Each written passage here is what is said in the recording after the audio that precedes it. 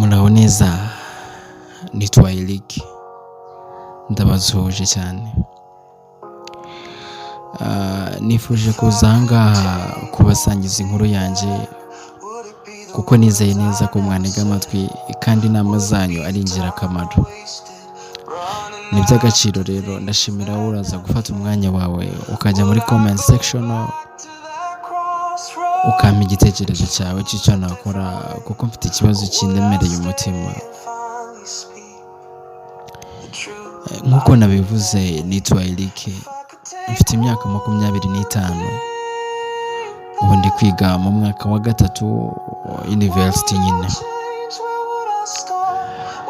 Mfite ikibazo kindemereye ku mutima ku buryo ahangaha ariho hantu honyine nabonye nabasha kuba nanyuza ikibazo cyanjye nkaruhuka, kandi nizeye ko nawe uri gufata umwanya unteze amatwi ko namugiye kungira iraza kuza kuba yangirira akamaro. Ndagushimira cyane.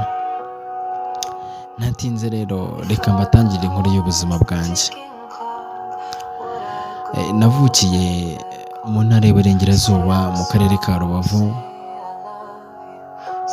ari naho nakuriye nyine. Ubuzima bwanjye bw'ubwana niho bwose busa naho nyine nabutangiriye. Rero naje kumenyana n'umukobwa yari mwiza ariko dukundana bimwe by'abana. Gusa uko twakomezaga kugenda tubana byakomezaga kugenda bifata intera kugera naho umuryango waje kubimenya bitewe n'ibyo babonaga dukora.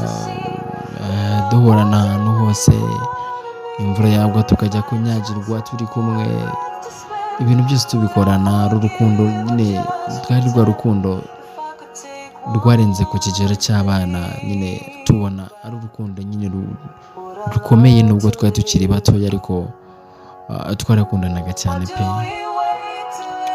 Igihe rero cyaje kugera baradutandukanya, njye banyohereza kwiga mu cyaro mu karere ka Ngororero, nawe bamujyana kwiga i Musanze.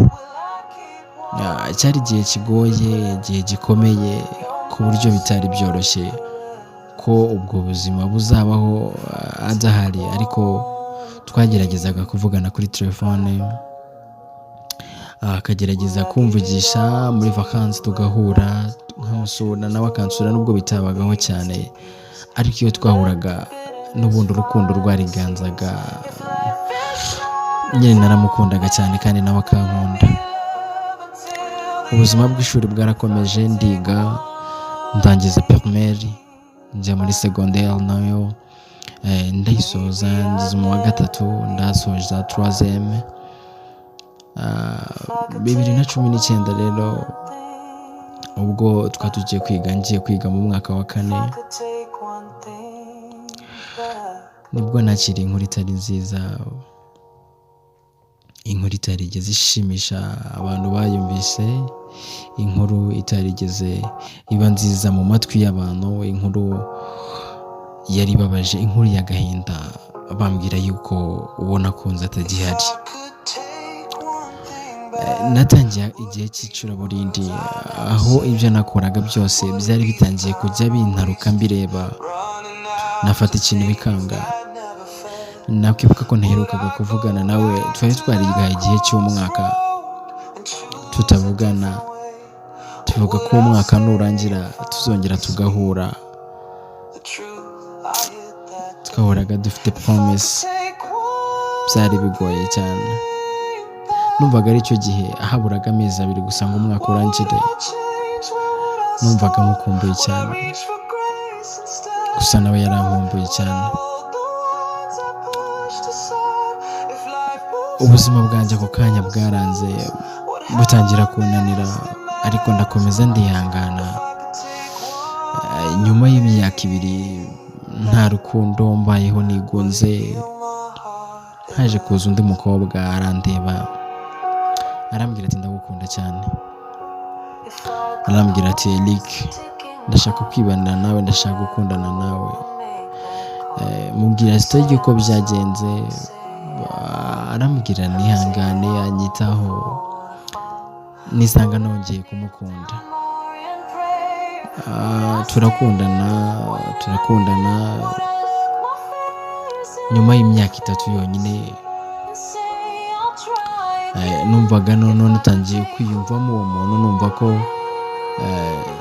tugomba guhita tubana nkirangiza kwiga, kuko numvaga ntashaka kuzongera gukundana n'umuntu igihe kirekire. Ubwo rero twari turimo turapanga ibyo mu rukundo rwari urukundo rwiza cyane, ku buryo naye numvaga nsa n'umuntu wongeye gusubira mu isi nshya. Cya kibazo cyarongeye kibaho ubwo twapangaga ubukwe. Ikibazo cyarongeye kibaho nanone, n'uwo mukobwa nawe akora impanuka arapfa. Kuva icyo gihe ni ikibazo cyatangiriye, agahinda kanshenguye umutima, agahinda karanyica. Abantu batangira kumvuga nabi, abanzi batangira kuvuga yuko ngo ndi umuhungu ushobora kuba ntera umwaku, abakobwa bose dukundanye ko birangira bapfuye, ko ngomba kuzajya kunywa imiti, ko ndi umuntu mubi cyane, n'abakobwa bose bagomba kunyirinda nimba bakeneye kuba babaho. Inkuru ziravugwa, zirakwirakwiza ahantu hose nabaga. Nza kwimuka njya ahandi, njya kuba i Kigali. Ubwo natangiye ubuzima bugoranye, amashuri yanjye ndasoza, ntangira kwiga kaminuza.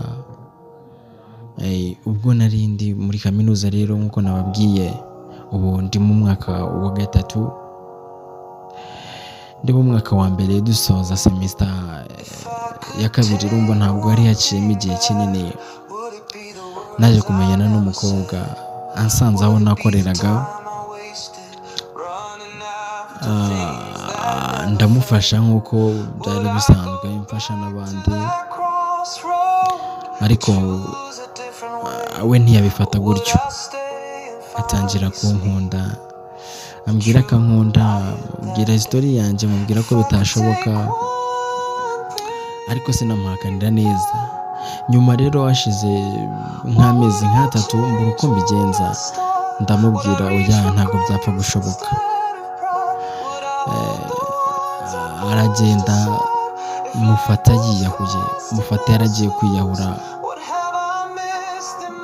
Nyine bitangira kunshanga, bitangira kunyobera, ndibaza se ikibazo ni cya kindi. Ikibazo rero gihari kuri uyu mukobwa, arankunda cyane pe, ku buryo nyine n'ubu mfite ubwoba bwo kumuhakanira ntekereje ibyamubayeho mbere. Ariko ikibazo naje kumenya iwabo, nsanga nyina ari muri babandi bakwirakwizaga inkuru kera bavuga ko ndi umwe mu bahungu bakwiye kwirindwa n'abakobwa, kuko nshobora kuba mbatera umwaku.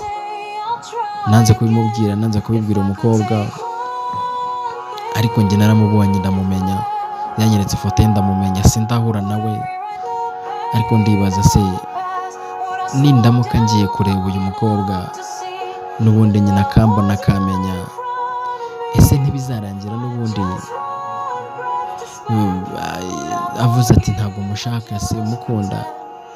Kandi njye sinumva nshaka kureka uyu mukobwa, kuko nagerageje kenshi kumuhakanira, ariko igihe cyose nageragezaga kubikora byarangaga, kugira nawe yashatse kwiyahura.